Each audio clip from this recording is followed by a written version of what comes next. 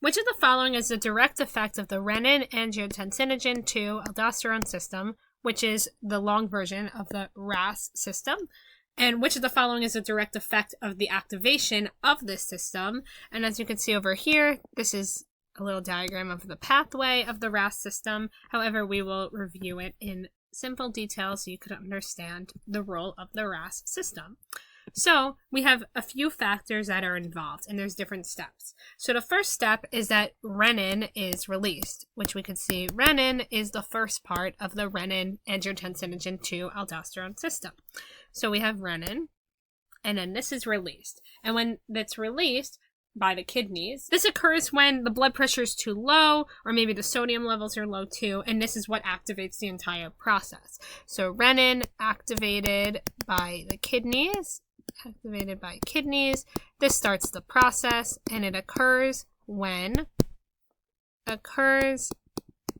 if BP low.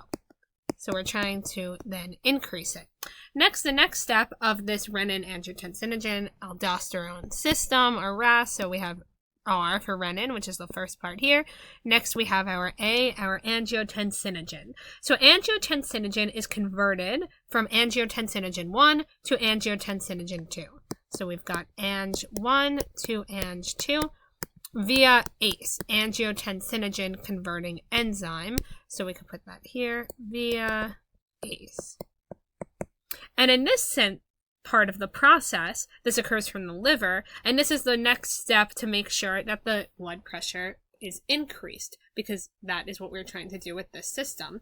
And a way that you can remember this process is you may have seen, maybe on commercials or just reading around, about ACE inhibitors. So you might have thought of an ACE inhibitor.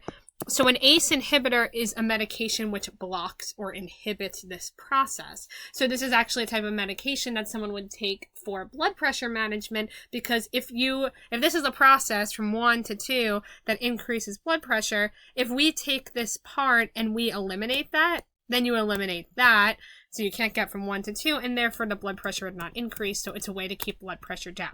So just so you're not confused, this ACE inhibitor part, this medication would be the opposite of what's happening in this process, because this medication would be inhibiting this process. So again, not needed to know for understanding the process, because that's just the type of medication. But if you have that background knowledge of the medication, that might help you to better understand what's happening in this process. So angiotensin 1 to 2 would further increase blood pressure. Next, after we have angiotensin 1 to angiotensin 2, it's also here we see aldosterone in the aldosterone system. So the aldosterone, this is what acts on the kidneys. So we have aldosterone, and this will be acting on kidneys. And this allows the kidneys to hold on to salt in water, which further increases the blood volume and helps to also increase blood pressure. So as we could see, if we look at all of this together, the overall idea is that blood pressure will be increased. And therefore, when we look at our choices, we could see option B, increasing blood pressure, would be correct. Regulation of blood glucose would not be through this process. That would be involved in the pancreas and the endocrine system. So now what we're looking for here, option C, increasing active vitamin D secretion. This is different than anything related to vitamin D, so we can eliminate that. And then you may have gotten confused seeing this option D here saying decrease blood pressure, because you may have quickly looked at it and noted the blood pressure. But no, this system is to increase blood pressure, which is why, as we're talking about with ACE inhibitors, any medications working on this process would be to do the opposite of the process it's doing. So therefore, if this whole RAAS system is used to increase blood pressure, any medication inhibiting it or acting on it would be to do the opposite. So just don't get mixed up with that. That might be a helpful example, thinking of the medications to remember the process that's going on. But if you find that more confusing, then just don't focus on that. So we can eliminate option D.